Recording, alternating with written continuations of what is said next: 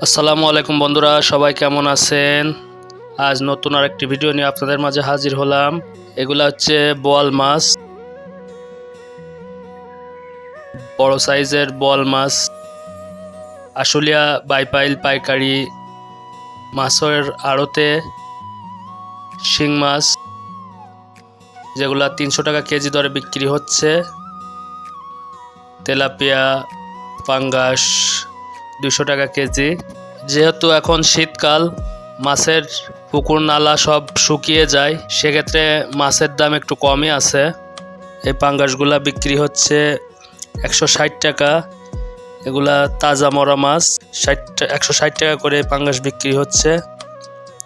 এবং এই পাবদা মাছগুলা 250 টাকা কেজি বিক্রি হচ্ছে বাইপাইল পাইকারি মাছের আড়তে।